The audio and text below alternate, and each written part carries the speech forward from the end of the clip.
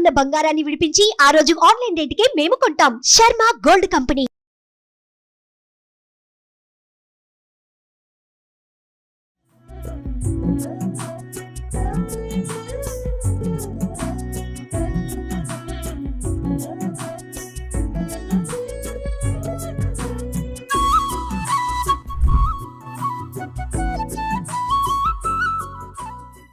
నమస్కారం, నేను మీ జాహ్నవి. వారాహి నవరాత్రులు ఈ ప్రత్యేక కార్యక్రమంలో వారాహి నవరాత్రులు మనం ఇంట్లో చేసుకోవాల్సిన సింపుల్ విధి విధానాల్ని మనకి డీటెయిల్ గా చూపిస్తూ ఎక్స్ప్లెయిన్ చేయడం కోసం మనతో ఉన్నారు ప్రముఖ జ్యోతిష్య వాస్తు పండితులు, జ్యోతిష్య వాస్తు శిక్షణ నిపుణులు, లలిత ఉపాసకులు బ్రహ్మశ్రీ నానాజీ పట్నాయక్ గురువు గారు. మాట్లాడేద్దాం. నమస్కారం గురువు గారు.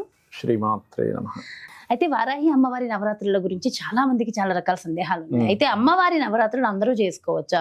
ఎవరెవరు చేసుకోవాలి, ఎవరెవరు చేయకూడదు? ఒకవేళ చేసుకోవాల్సిన వాళ్ళు సింపుల్ గా ఎలాంటి అంటే ఎక్కువ స్తోత్రాలు, ఎక్కువ మంత్రాలు ఇవన్నీ లేకుండా సింపుల్ గా చేసుకునే విధి విధానం ఉందా అనేది కూడా చాలా మందికి సందేహం ఉంది. గురుగారు, డీటెయిల్ గా ఎక్స్ప్లెయిన్ చేయండి. తప్పకుండా అమ్మ. ఫస్ట్ పాయింట్ నెంబర్ 1 ఏంటంటే, మీరు ఎవరు చేసుకోవచ్చు, ఎవరు చేసుకోకూడదు అని అన్నారు కదా.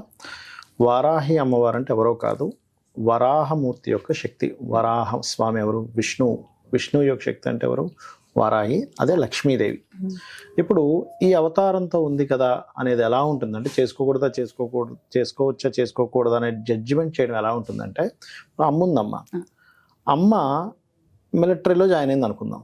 మిలిటరీ డ్రెస్ వేసుకున్నప్పుడు అమ్మ అని పిలవమా మనం? పిలుస్తాం. అమ్మ అమ్మేగా. అమ్మ అమ్మేగా. యుద్ధానికి వెళ్తుంది, మిలిటరీ డ్రెస్ వేసుకుందాం. అమ్మ ఇప్పుడు అమ్మని పిలవకూడదు అంటావా? అమ్మ ఎప్పుడైనా మిలిటరీ డ్రెస్ వేసుకున్నా, పోలీస్ డ్రెస్ వేసుకున్నా, డాక్టర్ డ్రెస్ వేసుకున్నా అమ్మ అమ్మే. సీఎం అయినా పిఎం అయినా అంతే. అలాగే ఆ లక్ష్మీ అమ్మవారు వరాహ అవతారంలో ఉంది ఇక్కడ.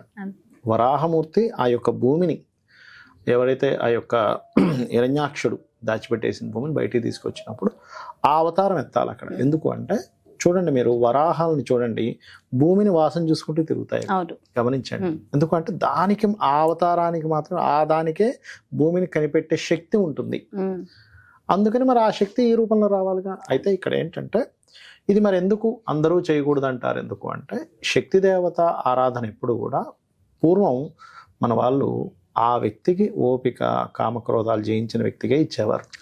లేని పక్షంలో ఏమవుతుందంటే, ఈ వ్యక్తి అనవసరంగా కోపద్వేషాలు కనుక వెళ్ళినట్లయితే అది అతనికి మంచిది కాదు, అతనితో గొడవ పెట్టుకున్న వాళ్ళకి మంచిది కాదు, ఇద్దరికీ నష్టం అని చెప్పని అలా ఓపిక ఉన్న వాళ్ళకి ఇచ్చేవారు. అయితే అది ఎంత గురువుల లెవెల్లో బీజాక్షరాలు చేసే వాళ్ళకి, నార్మల్గా అష్టోత్తరాలు చదువుకోవడానికి పెద్ద ఇబ్బంది ఉండదు, స్తోత్రం చేసుకోవడానికి, నమస్కారం చేసుకోవడానికి. అయితే ఇది 9 రోజులు నిత్య పూజ ఉంటుంది. కానీ మనకి ఆ 9 రోజులు స్పెసిఫిక్గా ఉండే నక్షత్రాన్ని బట్టి కొన్ని నైవేద్యాలది మార్చుకోవడము, కొన్ని పుష్పాలతో చేయడము, ఇట్లాంటివి కొన్ని మార్పులు చేసుకున్నప్పుడు మాత్రం దాని రిజల్ట్ ఇంకొంచెం ఎక్కువగా వస్తుంది. ఎందుకంటే అమ్మవారిని కనుక మీరు చూసినట్లయితే, చేతిలో రోకలి, ఒక చేతిలో రోకలి, ఒక చేతిలో నాగలి ఉంటుంది. అంటే ఏమిటి? మాతృస్వరూపం. సప్త మాతృకల్లో ఒక మాతృక, 5వ మాతృక అమ్మవారు. కాబట్టి ఏంటి, ఈ లలిత అమ్మవారే సప్త మాతృకలుగా అవతారం వచ్చింది. అందులో 5వ మాతృకలుగా వారాహి అమ్మవారు. అంటే ఏంటి? దున్నడము, మరలా దాని దంచి ఆ అన్నాన్ని ఇవ్వడం, అంటే మాతృస్వరూపం అమ్మవారు. అదేవిధంగా భూ వివాదాలు మరియు అనేకమైనటువంటి గొడవలు, ఇంకా చాలా ఉంటాయిలేండి, ఒక్కొక్కటి చెప్తూ ఉంటాను నేను. ఆ రకంగా అన్ని రకాలుగా అమ్మవారు కాపాడుతుంది మనల్ని. ఓకే. అయితే 9 రోజులు మనం జరుపుకుంటూ ఉంటాం కదా. 9 రోజుల్లో ఏ రోజున ఏ విధంగా జరుపుకుంటే అమ్మవారి అనుగ్రహం పొందగలం అంటారు? అయితే గురువు గారు, మరి మొదటిగా ఈసారి శనివారం మొదలైంది కదా. శనివారము అంటే ఆ రోజు ఏ విధి విధానాల ప్రకారం మనం అమ్మవారిని పూజించడం వల్ల మనకు అనుగ్రహం కలుగుతుంది, ఎలాంటి అనుగ్రహం కలుగుతుందో కూడా. వారాహి అమ్మవారిని శనివారము పునర్వసు నక్షత్రం వచ్చిన రోజు ఎవరైనా సరే అమ్మవారిని, ఇక్కడ భక్తి ప్రధానం గుర్తుపెట్టుకోండి. మనం ఎంత హడావిడిగా చేసేస్తున్నామా, రకరకాల మంత్రాలు తంత్రాలు చేసేస్తున్నామా? కాదు. భక్తి అంటే ఒక తల్లిని చూసినప్పుడు మనకి ఎటువంటి భావన కలుగుతుంది? అయ్యో అమ్మ అని ఒక ఫీలింగ్ వస్తుంది, చూసారు? ఇప్పుడు తల్లిని ఎవరైనా ఒక చిన్న మాటను మనం తట్టుకోలేం, అంతే కదా. అలాగే మా అమ్మని అంటావా? అమ్మ ఈక్వల్ టు అమ్మవారు. ఓకే. అలా ఏంటంటే, ఒక అమ్మకి సేవ చేస్తున్నాను అనే భావనతో పూజ చేయాలి ఇప్పుడు కూడా. ఒక పిల్లవాడిని జాగ్రత్తగా చూసుకుంటున్నాను, నా పిల్లవాడు ఇంకొక ముద్ద ఎక్కువ తింటే ఎంత బాగుంటుందో అనేటువంటి భావనతో పూజ చేయాలి. అయితే ప్రేక్షకులకి ఇక్కడ ఒక విషయాన్ని చెప్తున్నాను, చొక్కా వేసుకోకూడదు, షూటింగ్ కాబట్టి వేసుకున్నాను. పంచి కట్టుకోండి ఖచ్చితంగా, పై వస్త్రం వేసుకోండి. కాబట్టి ఇది పర్పస్ కాబట్టి ఇక్కడ వేసుకున్నాం అంతే. రైట్. అయితే ఇక్కడ శనివారం రోజు ఎవరికైనా కానీ అమ్మవారి వారాహి మూర్తిని కనుక చేస్తే ఏమవుతుందంటే మొట్టమొదటిగా దారిద్ర నాశనము.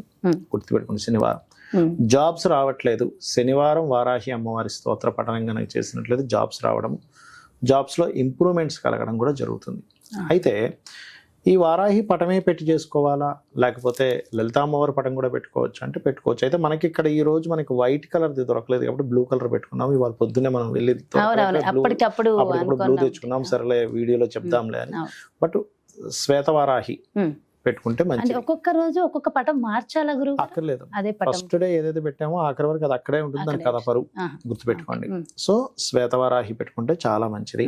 అదే విధంగా నైవేద్యం కూడా ఫస్ట్ డే శనివారం రోజు పెట్టేటువంటి నైవేద్యం ఎప్పుడైనా గుర్తుపెట్టుకోండి, గూడాన్నము అంటే బెల్లముతో తయారు చేసిన అన్నాన్ని నైవేద్యంగా పెట్టాలి. పెట్టినట్లయితే వీళ్ళకి శని సంబంధించిన దోషాలు ఉంటాయి, శని మహర్దశ నడుస్తున్నా లేకపోతే శనికి సంబంధించినటువంటిది ఏదైతే ఉంటుందో గోచారి శని, వీటికి సంబంధించిన దోషాలు కూడా అమ్మవారు మనకి ఆ ఇబ్బంది పడకుండా కాపాడుతుంది, మన కర్మని తగ్గిస్తుంది.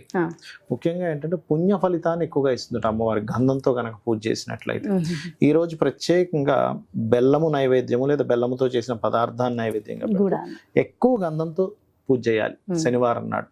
అప్పుడు ఏమవుతుంది, గంధంతో సేవించడం వల్ల, అంటే నిత్యము 9 days గంధంతో సేవించాలి.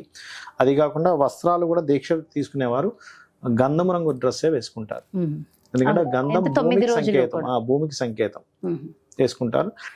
కొన్ని ప్రదేశాల్లో వారాన్ని బట్టి డ్రెస్ కూడా వేసుకునే వాళ్ళు ఉంటారు. బట్ ఫైనల్ గా గంధం రంగు వేసుకోవడం మంచిది. కొంతమంది ఏం చేస్తారంటే శనివారం చేసేటప్పుడు నీలం రంగు ఇట్లా కూడా వేసుకుంటారు. బట్ ఏంటంటే గంధం ఈజ్ బెస్ట్.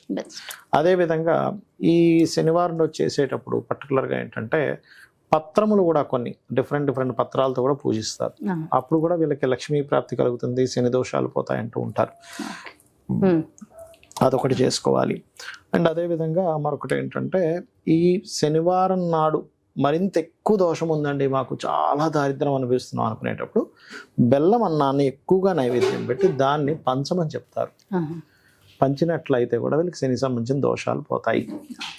అలాగే ఈ పూజతో పాటు శనివారం నాడు శని కుజ కేతు గ్రహాల దగ్గర దీపారాధన చేసి వాటికి సంబంధించిన స్తోత్రం చేసుకుంటే కూడా చాలా మంచిది అమ్మవారి. అదే విధంగా శని ఎవరికి కారకుడు, ఈ పేదవాళ్ళకి, ఈ చిన్న వర్క్స్ చేసుకునే వాళ్ళకి, బీదులకి, అడుక్కునే భిక్షాటం చేసుకునే వాళ్ళకి వీలైనంత మటుకు అన్నదానం కానీ అవన్నీ చేస్తే ఇంకా తొందరగా వీళ్ళకి క్లియర్ అవుతుంది. అంటే ఒక రోజు ఒక పూజ మనం చేస్తున్నామంటే దానికి సంబంధించినటువంటివన్నీ కూడా పాటించాలి. అలాగే ఈ శనివారం నాడు గో సేవలో బెల్లము అరటికాయలు గోవు తినిపించాలి. పునర్వసు నక్షత్రం ఏర్పడింది కాబట్టి ఇక్కడ ఎలా అంటే మనకు చూడండి, ఇప్పుడు పుష్యమి నక్షత్రం రోజు ఆదివారం వస్తే రవి పుష్య యోగము అంటాం. అట్లాగే పునర్వసు నక్షత్రం శనివారం వస్తే కూడా కొంతవరకు ధర్మకర్మాది యోగము, గురుకర్మ యోగం ఏర్పడుతుంది. అలాంటప్పుడు ఏంటి ప్రత్యేక చేస్తే మంచిది. ఇంకోటి శనివారం పూజ చేసేటప్పుడు ధూపం ఎక్కువగా వేస్తారు అమ్మవారికి. ఇంట్లో ఏదైనా నెగటివ్ ఎనర్జీ ఉంటే శనివారం వారాహి అమ్మవారిని పూజించడం వల్ల ఏమిటి ప్రధానంగా వచ్చే ఫలితం అంటే ఇంట్లో నెగటివ్ ఎనర్జీ ఎక్కువగా ఉంది, చాలా నెగటివ్ ఎనర్జీ ఉందండి, ఖచ్చితంగా అది క్లియర్ అవుతుంది. రోగాలు ఉంటాయి, రోగనాశనం జరుగుతుంది శనివారం పూజ చేయడం వల్ల. అంటే ఏమిటి, మీరు సంకల్పం ప్రత్యేకంగా శనివారం ఈ ప్రాబ్లమ్స్ లో ఎక్కువ ఇబ్బంది పడుతున్నామండి, అనారోగ్యము, జాబ్ రిలేటెడ్ సంబంధించిన, అదేవిధంగా అన్ని పనులు లేట్ అవుతున్నాయి అనుకుంటున్నా, ఇట్లాంటి వాటికి వృత్తి సంబంధించిన ఇబ్బందులు ఇవన్నీ కూడా సాల్వ్ అవుతాయి. అందుకే నేను దానికి సంబంధించిన దానం, దానికి సంబంధించినటువంటి నైవేద్యం పదార్థం చేయడం అనేటువంటిది ఇంకా మంచి ఫలితాలను ఇస్తుంది. అలాగే గురువు గారు, వారాహి నవరాత్రులు అంటే ఖచ్చితంగా 9 రోజులు దీక్ష తీసుకోవాల్సిందేనా, ఒక్కొక్కళ్ళు ఒక్క రోజు చేసుకుంటామండి అని అలా కూడా చేసుకోవచ్చు? అంటే ఒకటమ్మా, ఇక్కడ 9 రోజులు చేస్తే ఇంకా మంచిది. ఇప్పుడు మీకు ఏదో ఒక ఆఫర్ వచ్చింది, రోజుకి ₹1,00,000 శాలరీ అని, 9 రోజులు వెళ్ళాలా, ఒక రోజు వెళ్ళాలా అంటారా? 9 రోజులు వెళ్తానండి అంటారు. అంతే కదా. ఈ పూజ చేయడం అనేది ఏంటంటే ఎంతో పుణ్యం ఉంటే కానీ మనం పూజ చేయలేము. వీలైనంత మటుకు 9 రోజులే చేసేసేయాలి. ఇంకా కుదరలేదు, అనారోగ్యంతో ఉన్నాడు, లేకపోతే స్త్రీలు కొంచెం ఇబ్బంది ఉంటుంది మరి, ఆ 5 days చేయలేరు, ఆఖరి 3 రోజులు చేస్తారు, లేకపోతే ఇంకోటి ఏదో ఊరు వెళ్తారు, ఆ అవసరం బొద్ది, అప్పుడు దట్ ఈస్ డిఫరెంట్ కేసు. ఇప్పుడు మీరు రోజుకి ₹1,00,00,000 ఇస్తామండి, మీకు ఈ షూటింగ్ కి అంటే ఏ హీరోయిన్ వద్దంటాడు. అదే కదా, అయ్యో ఎందుకు వదులుకోవడం, ఒక రోజు ఎందుకు చేయడం, 9 రోజులు చేస్తానండి. చేస్తా ఉంటారు. దానికంటే అసలు కొన్ని గొప్పగా చెప్పారు లక్షల గురువు కోట్ల రెట్లు ఎక్కువ అమ్మవారి పూజ. కరెక్ట్.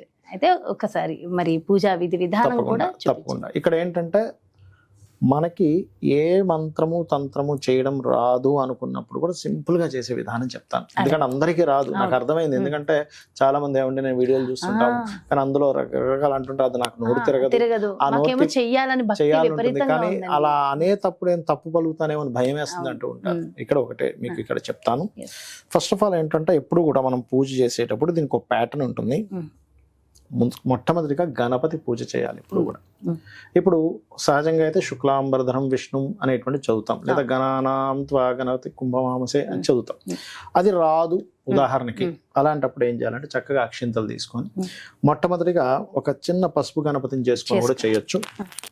లేకపోతే గణపతి పటం ఉన్నట్లయితే అక్కడ మీరు ఏమీ కంగారు పడక్కర్లేదు. అంటే నాకు గణపతి మంత్రం రాదు కదా, శుక్లాంబరధరం కూడా రాదు కదా అని టెన్షన్ పడక్కర్లేదు. మీరు మనస్ఫూర్తిగా 2 అక్షింతలు తీసుకొని ఓం మహాగణాధిపతయే నమః అని ఇట్లా వేస్తున్నా సరిపోతుంది గణపతి దగ్గర. చాలు. ఓం మహాగణాధిపతయే చేసుకోండి, ఫస్ట్ చేసుకోండి. ఒక చిన్న ముద్దలాగా, అంటే అది గణపతి అని మనం ఫీల్ అయితే చాలు. గణపతి షేపు, ముఖం రాలేదు, దానికి చెవులు ముక్కు అన్ని ఉండాలని రూల్ ఏమి లేదు. ఇది మొట్టమొదటిగా మీరు అర్థం చేసుకోండి. నాకైతే ఇలా గణపతి, మీరు సామాన్య ప్రజలు అనుకోండి, అంతే కదా, మీకు గణపతి మంత్రం కూడా రాదు. ఓం మహాగణాధిపతయ నమః అనుకుంటే ఒక 11 సార్లు ఇక్కడ ఏం సరిపోతుంది. ఓం మహాగణాధిపతయ నమః, ఓం మహాగణాధిపతయ నమః, ఓం మహాగణాధిపతయ నమః. మనసుని పెట్టి మనసుతో చేయాలి. ఇక్కడ ఏంటంటే మనసు పెట్టడం చాలా ముఖ్యం అండి. ఎప్పుడైనా సరే ఏదో పూజ అయినా చేసేటప్పుడు మనసు ప్రధానము, భక్తి ప్రధానము. భక్తి మనసు లేకుండా మీరు ఎన్ని మంత్రాలు చదివినా కూడా అది ఫలించదు, గుర్తుపెట్టుకోండి. సో గణపతి పూజ అయిపోయింది. ఇప్పుడు దాని తర్వాత చేయవలసింది ఏమిటి అంటే గణపతికి మనం మొక్కుకోవాలి. ఇలా దీక్ష చేస్తున్నానా చెప్తాను. దాని తర్వాత దీపపు కుందికి దీపం వెలిగించి దీపానికి కుంకుమ అద్దండి, దీపం వెలిగించండి.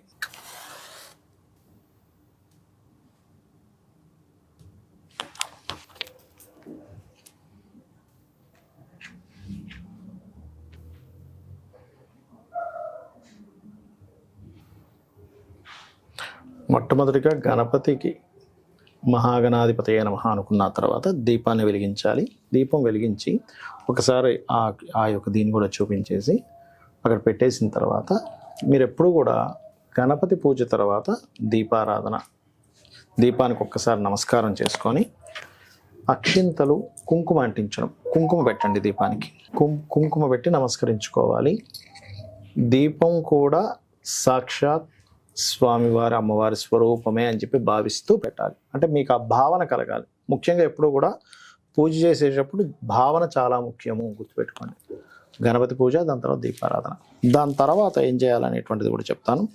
అయితే ఇక్కడ ఎప్పుడు కూడా దీపానికి దండం పెట్టుకోండి. దీపం కుంకుమ పెట్టిన తర్వాత దండం పెట్టుకున్న తర్వాత ఆచమనం చేయాలి. ఓం కేశవాయ స్వాహ, నారాయణాయ స్వాహ, మాధవాయ స్వాహ అంటాము. కేశవనామాలు మొత్తం వచ్చు. ఓం గోవిందాయ నమః, విష్ణవే నమః, మధుసూదనాయ నమః అని అన్నీ వస్తే అన్నీ చేయొచ్చు. లేవంటే అన్నీ రావు అనుకుంటే నారాయణ నారాయణ అనుకున్నా సరిపోతుంది. నారాయణ నారాయణ నారాయణ నారాయణ అనుకున్నప్పుడు అంటే ఇప్పుడు అందరికీ అన్నీ రావు కాబట్టి చెప్తున్నా ఇది ప్రత్యేకంగా. సో ఆ నారాయణ నారాయణ అనుకుంటూ చేసిన తర్వాత కొన్ని అక్షింతలు తీసుకోండి. వాసన చూసి ఎడమ చేతి నుంచి పక్కకు పడేసేయండి. ఎందుకు చేస్తారు ఇది అంటే మన లోపల తెలియకుండానే మనకి చుట్టుపక్కల కానీ మన లోపల కానీ ఒక తామసత్వ గుణాన్ని, అదేవిధంగా మనలో ఉండే నెగటివ్ ఎనర్జీ వాసన చూసి పక్కన పడేసినప్పుడు ఏమవుతుందంటే అది పోతుందన్నమాట. ఒక పాజిటివ్ ఎనర్జీ రావడానికి వాసన చూసి పక్కన వేస్తారు. చాలామంది ఎందుకు వాసన చూస్తారు అనుకుంటుంటారు. అలాగే వాసన చూసి అక్షింతలు వేసిన తర్వాత ప్రాణాయామం చేయాలి. ఇలా ముందు ఎడమ ముక్కు నుంచి తీసుకొని, కొంతమంది కుడి ముక్కు నుంచి కూడా తీసుకుంటారు, బ్లాక్ చేసి మళ్ళీ ఉదయం ప్రాణాయామం చేయాలి. ఎందుకు ప్రాణాయామం చేస్తామంటే మనకి నెగిటివ్ ఎనర్జీ అనేటువంటిది ఇంకా ఏదైనా లోపల ఉన్నా కూడా మనం పూజ చేస్తున్నప్పుడు ఎక్కడ ఏ ఆటంకం కలగకుండా ఉండడానికి ఒక పాజిటివ్నెస్ని ఇస్తుంది ప్రాణాయామం కూడా. అందుకని ప్రాణాయామం చేయాలి. దాని తర్వాత ప్రాణాయామం చేసేటప్పుడు కూడా మనసులో ఏదైనా అనుకోవాలా అంటే అమ్మవారిని శ్రీమాత్రే నమః అనుకోవచ్చు, లేదా నారాయణ నారాయణ అనుకున్నా కూడా సరిపోతుంది. ఎందుకంటే ఎందుకు నారాయణ నారాయణ అనాలని చెప్తా. అమ్మవారు ఎవరు? లక్ష్మీదేవి. నారాయణ మంత్రం ఎక్కడ ఉంటే లక్ష్మీదేవి అక్కడే ఉంటుంది, స్థిరంగా ఎక్కడికి పోదు. కాబట్టి ఓకే. అలాగే ఇది అయిన తర్వాత సంకల్పం చెప్పుకోవాలి. సంకల్పం అంటే అందరికి మంత్రోత్సంగా రాదు. అమ్మ నేను నీకు పూజ చేస్తున్నాను, నాకు ఇప్పుడు ఉన్నటువంటి ఇబ్బంది ఇది ఉంది, మీ గోత్రము నామము చెప్పుకొని, ఇప్పుడు మీకు గోత్రం నామం తెలిసిన వాళ్ళు ఉంటారు, గోత్రనామం తెలియని వాళ్ళు కూడా ఉంటారు కొంతమంది. గోత్రం తెలుసు, నామం తెలుసు, నక్షత్రం తెలుసు అనుకోండి, అవి చెప్పుకొని అమ్మ నేను నీకు భక్తి శ్రద్ధలతో నేను నీకు ఈ 9 రోజులు పూజ చేస్తాను, నా మనసు పెట్టి నా శక్తి కొలది నీకు పూజ చేస్తాను, నాకు పలానా సమస్యలు ఉన్నాయి, అప్పులుంటే అప్పుల బాధలు, అనారోగ్యం ఉంటే అనారోగ్యం, ఏముందో చెప్పుకోండి అమ్మవారికి. ఎందుకంటే ఇప్పుడు అమ్మని అమ్మ అని ఫీల్ అయితేనే కదా చెప్పుకోగలుగుతాం. ఇక్కడ మళ్ళీ ఇదేంటండి ఇదేదైనా బిజినెస్ డీలా ఏం అక్కర్లేదు, చెప్పుకొని అక్షింతలు అక్కడ వేయండి చెప్తాను.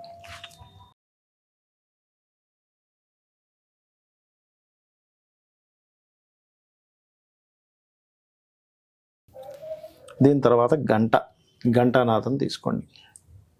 ఎప్పుడు కూడా అందరికీ చెప్పేది ఒకటే, గంటను ఎప్పుడు విడిగా అలా పెట్టకూడదు, కిందన ఒక ఆకైనా లేకపోతే ఒక పల్లెల్లో కానీ గంటను పెట్టాలి, గుర్తుపెట్టుకోండి.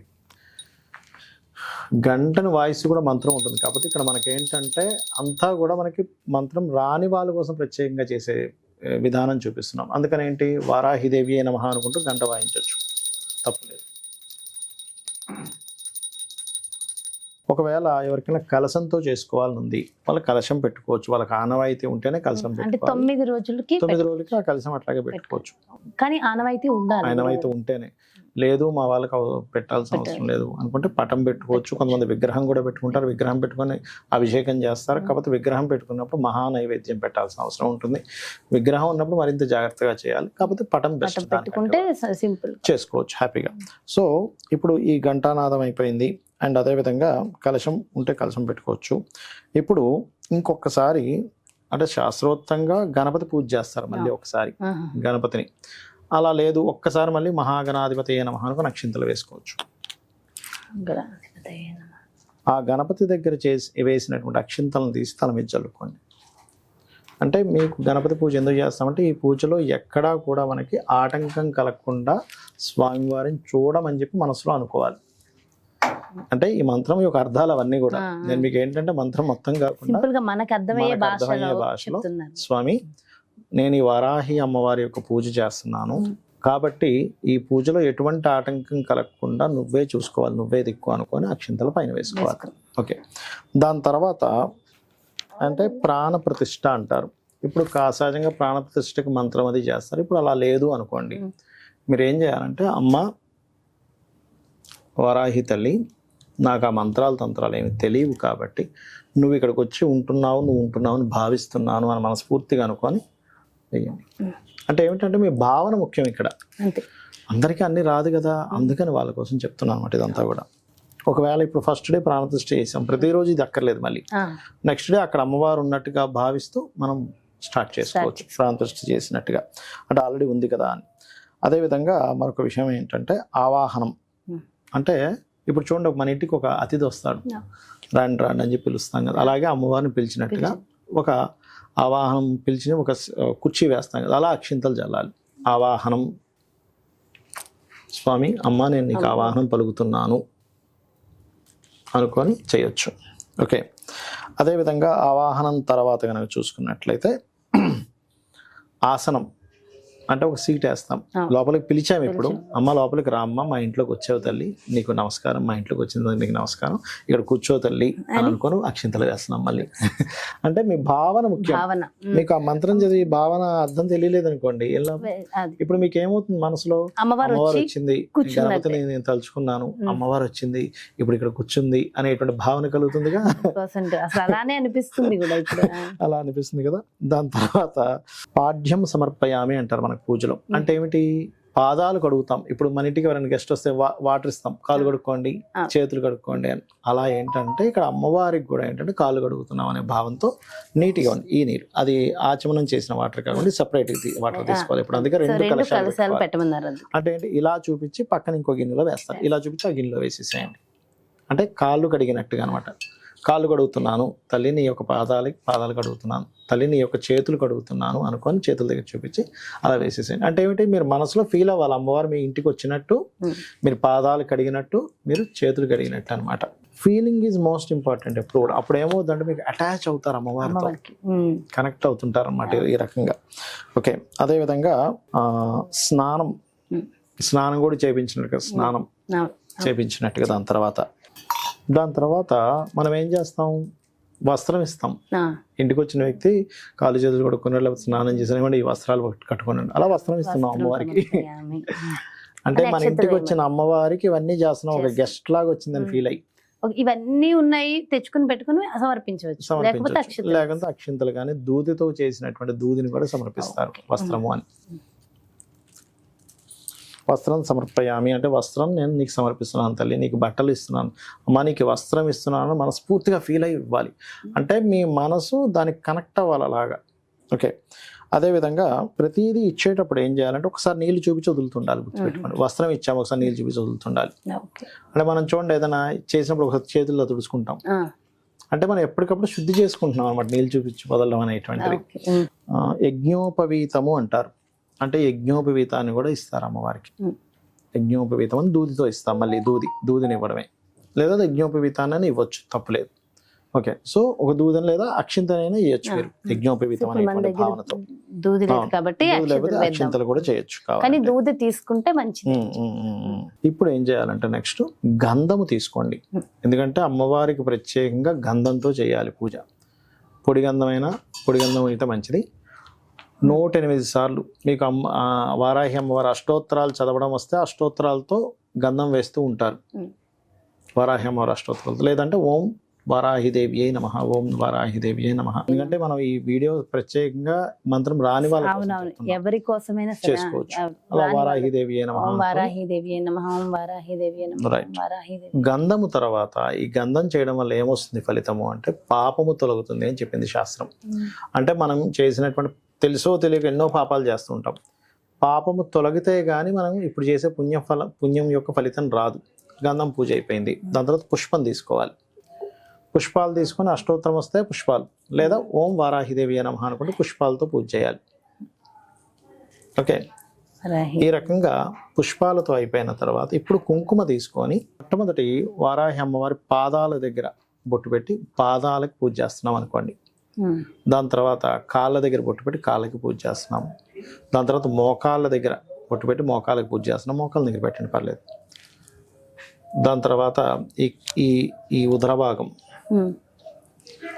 కాళ్ళు ఫస్ట్ పాదాల నుంచి రావాలి, పాదాల నుంచి పై వరకు వెళ్తున్నాం అన్నమాట ఈ పూజలో. అమ్మ నీ పాదాలకి నమస్కరిస్తున్నాను అనుకొని పాదాల దగ్గర పెట్టచ్చు. అమ్మ నీ కాళ్ళకి నమస్కరిస్తున్నాను బొట్టు పెట్టి నమస్కరించుకోవచ్చు, లేదా మామూలుగా చేయొచ్చు. అదేవిధంగా అమ్మ నీ ఉదర భాగానికి, నీ యొక్క హార్ట్ భాగానికి, నీ యొక్క భుజాలకి, నీ యొక్క చేతులకి నమస్కరిస్తున్నాను. అదేవిధంగా నీ యొక్క కంఠానికి కూడా పూజ చేయాలి చెప్తారు శాస్త్రం. అదేవిధంగా శంకు చక్రములకి, నీ యొక్క శిరస్సు భాగానికి, నీ యొక్క కిరీటమునకు, నీ యొక్క చంద్రుడికి అర్ధచంద్రాకారం. ఇవన్నీ ఎందుకు ఏంటి అంటే మీరు పాదం నుంచి ఎప్పుడైతే శిరస్సు వరకు పూజ చేస్తారో, ఇవన్నీ జ్యోతిష్ శాస్త్రంలో 12 రాసులుగా 12 భాగాలుగా విడిపోతుంది. పాదాలకు పూజ చేశారు, మీకు అనవసరమైన ఖర్చులు ఏవైతే ఉంటాయో వాటిని తగ్గిస్తుంది అమ్మవారు. కాళ్ళ భాగానికి పూజ చేశారు, కుంకుమ పెట్టారు, మీ కోరిక నెరవేరుతుంది. మోకాళ్ళ భాగానికి పూజ చేశారు, మీకు జాబ్ సంబంధించిన ప్రాబ్లమ్స్ తగ్గుతాయి. మీరు ఉదర భాగానికి పూజ చేశారు, అప్పుల బాధలు తగ్గుతాయి. అదేవిధంగా మీరు భుజ భాగానికి పూజ చేశారు, అనవసరమైనటువంటి భయాలు పోతాయి. వక్షస్థలానికి పూజ చేశారు, మానసిక రుగ్మతలు పోతాయి. అదేవిధంగా శంకుచక్రాలకు పూజ చేశారు, మీకు ఉండేటువంటి శత్రుబాధ పోతుంది, దేనైనా పోరాడే తత్వం వస్తుంది. మీ శిరస్సు భాగానికి పూజ చేశారు కుంకుమ పెట్టి, మీకు కిరీట భాగానికి చేశారు, పేరు ప్రఖ్యాతలు వస్తాయి. చెవులకు చేశారు, చెవులకు కూడా కుంకుమ పెడతారు. అంటే దారిద్ర నాశనము చెవులకు పూజ చేసినప్పుడు. అదే విధంగా మీరు ఏదైతే ఇప్పుడు కొన్ని చెడు వార్తలు వినడం అనేటువంటి తగ్గిపోతుంది. ఈ రకంగా దాని యొక్క ఫలితం ఇస్తుంది అనమాట. వారాహి స్తుతి లేదా అష్టోత్తరాలు చేసుకునే వాళ్ళు అష్టోత్తరం చేసుకోవచ్చు, వస్తే కనుక. లేదంటే ఓం వారాహిదేవి నమః అనుకుంటూ చేసుకోవచ్చు. దాని తర్వాత ధూపము, ధూపం చాలా ప్రీతి అమ్మవారికి. ధూపాన్ని చూపించండి. ధూపాన్ని చూపిస్తున్నాను అంటే ఇక్కడ మీరు ఎలా ఫీల్ అవ్వాలంటే సాక్షాత్ అమ్మవారు ఆ ధూపాన్ని అందుకుంటుంది అని ఫీల్ అవుతూ చేయండి. ఎప్పుడైనా గుర్తుపెట్టుకోండి. ఏదో తిప్పేసాం, ఏదో ధూపం ఇస్తున్నాం అని కాదు. సాక్షాత్ అక్కడ అమ్మవారు ఉంది, మీరు స్థాపితం చేశారు, అమ్మవారిని అక్కడ ఆవాహనం చేశారు, అక్కడ ఉంది అమ్మవారు, గుర్తుపెట్టుకోండి. కాబట్టి అమ్మవారు ఉంది కాబట్టి అమ్మవారికి పూజిస్తున్నాము అనేటువంటి, ధూపాన్ని ఇస్తున్నాము అనేటువంటి దాంతో చేయాలి. దాని తర్వాత దీపాన్ని చూపించండి. దీపాన్ని ఒకసారి ఇలా చూపించండి. అమ్మానికి దీపాన్ని చూపిస్తున్నాను అనేటువంటి భావన ముఖ్యమండి ఇక్కడ. ఎప్పుడైనా సరే దీపాన్ని చూపించండి. అదేవిధంగా నైవేద్యం. నైవేద్యం ఏమి నైవేద్యం ఉంటే అది, అదేదండి నైవేద్యం చేయలేని అరటిపళ్ళు, ద్రాక్ష పండు ఏదైనా పెట్టొచ్చు. కాకపోతే ప్రత్యేకంగా మీ కోరిక ఏదైనా ఉంది, సంకల్పం ఉంది, అప్పుడు దానికి తగ్గట్టుగా నైవేద్యాలు మనం ఒక్కొక్క రోజు చెప్తున్నాం. ఒకవేళ చేసుకోవాలి శనివారం అనుకున్న వాళ్ళకి, శనివారం అనుకునేటువంటి వారికి శనివారం అనుకోండి గూడాన్నం, గూడాన్నం, ఆదివారము రవ్వ కేసరితో అట్లా, సోమవారము చక్కెర పొంగలి అట్లా చేసుకోవచ్చు. లేదా పాయసాన్నము చెప్తాను నేను. ఒక్కొక్క రోజుకి మనం చేస్తుంటాం కాబట్టి ఒక్కొక్క రోజుకి ఒక్కొక్కటి. సో ఇప్పుడు నైవేద్యం ఎప్పుడు కూడా అరటిపళ్ళు ఇలా ఉంటాయి కదా, ఈ అరటిపండు ఒలవాలి ఎప్పుడు కూడా. మనం చాలా మంది ఏం చేస్తారు, అలా పెట్టేస్తారు. అలా ఒలిచి దీనికి నీరుని ఇలా చూపించి, మంత్రం రాదు, ఓం ప్రాణాయ స్వాహ, ఉదాయ స్వాహ, సమానాయ స్వాహ అదేమి రాదు అనుకోండి, ఉదాహరణకి మీరు ఇలా చూపించవచ్చు. అమ్మ నీకు ఇస్తున్నాను, మనస్ఫూర్తిగా ఇస్తున్నాననే భావనతో చేయండి, మీకు మంత్రం రాకపోయినా కూడా. అదేవిధంగా నైవేద్యం తర్వాత చూసుకున్నట్లయితే తాంబూలం, ఒక ఆకు ఒక్క తీసుకొని తాంబూలాన్ని పెట్టాలి. ఆకు ఒక్క పువ్వులు కాయిన్ పెట్టాలి. ఆకు ఒక్క పువ్వులు ఒక అరటిపండు కూడా పెడతారు, అవి అక్కడ పెట్టండి. అక్కడ సమర్పిస్తున్నాం అంటే మీరు తాంబూల సమర్పయామి అనుకోవచ్చు. తాంబూల సమర్పయామి అని మనస్ఫూర్తిగా. ఇక్కడ ఏంటంటే ఒకటే గుర్తుపెట్టుకోండి, మన మనస్సుని అక్కడ ఉంచాలి. ఉంచుతూ తాంబూల సమర్పయామి, అమ్మానికి తాంబూలం ఇస్తున్నాను తీసుకో అంటే అక్కడ అమ్మ ఉంది అనేటువంటి భావంతో చేయండి. దాని తర్వాత తాంబూలం ఇచ్చిన తర్వాత మీరు కర్పూరం, హారతి పండి, గంట వాయించండి, ఇట్లా తిప్పండి పర్లేదు.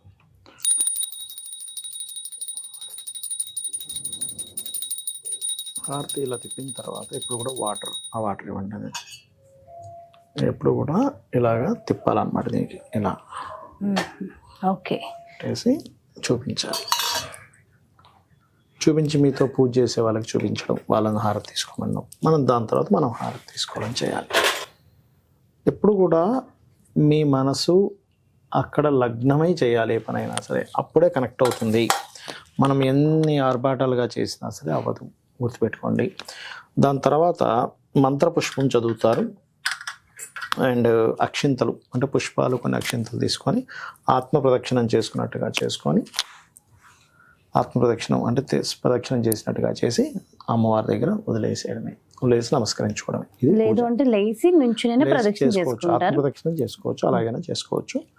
సాష్టాంగ నమస్కారం చేసుకోవాలి. స్త్రీలైతేనేమో సాష్టాంగం చేయాల్సిన పని లేదు, పురుషులైతే కంప్లీట్ సాష్టాంగ నమస్కారం చేసుకోవాలి. ఎప్పుడైనా సరే చేసుకొని క్షమాపణ, అమ్మ నా వల్ల ఏదైనా తప్పు జరిగితే క్షమించు అని చెప్పి అనుకుంటే సరిపోతుంది. పూజలో నాకేదైనా తెలియకో ఏదైనా తప్పు జరిగింది క్షమించు. అప్పుడు ఏమవుతుందంటే మీరు చేసిన పూజలో ఎక్కడైనా మీకు తెలియకుండా ఏదైనా ఫాల్ట్ జరిగింది, అమ్మ క్షమిస్తుంది. ఇది పూజా విధానం. కొబ్బరికాయ ఎప్పుడు కొట్టాలి? కొబ్బరికాయ కొంతమంది కొట్టకూడదు అంటారు, కొట్టొచ్చు అంటారు. కాకపోతే మీరు ప్రేమతో కొట్టవచ్చు, కాకపోతే స్త్రీలు కొట్టకూడదు, పురుషులు కొట్టొచ్చు. కాబట్టి ఒకవేళ కొట్టకపోయినా పర్వాలేదు. సో ఎంత సింపుల్ గా అంటే అసలు సామాన్యులు సైతం అసలు ఏమీ రాదమ్మా నాకు అనుకున్న వాళ్ళు కూడా ఇంత సింపుల్ గా చేసుకోవచ్చు. అంటే ఇన్ని రోజులు పూజలు ఏదో చేసేస్తున్నారు కానీ అంటే నిజంగా చాలా మంది అంటే ఇప్పుడు అందరికీ మంత్రం రాదు కదా. అవునవును, ప్రతి దానికి ఒక మంత్రం చదవాలి, ప్రతిదీ కూడా రాదు. కానీ హార్ట్ లో ఏముంటుంది, పని చేయాలి, ఫీల్ ఉంటుంది. ఫీల్ ఉన్న వ్యక్తి ఇలా చేసుకోవచ్చు. అవును. సో అర్థం చెప్తూ సింపుల్ గా విధి విధానాలు చాలా చాలా అద్భుతంగా ఎక్స్ప్లెయిన్ చేశారు గురుగారు, ప్రతి ఒక్కరికి డీటెయిల్ గా.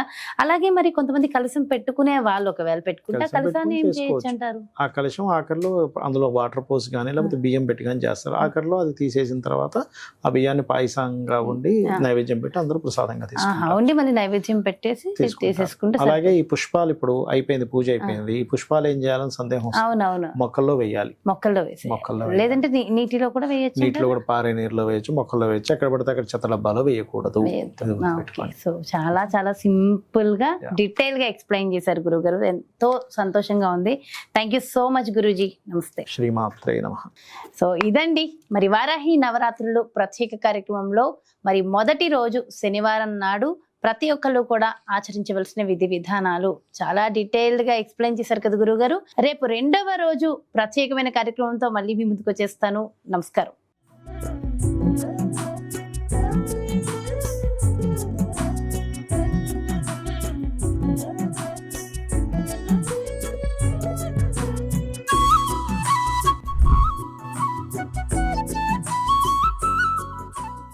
సుమన్ టీవీలో మీ పర్సనల్ అండ్ బిజినెస్ ప్రమోషన్స్ కోసం కింది నెంబర్కి కాంటాక్ట్ చేయండి.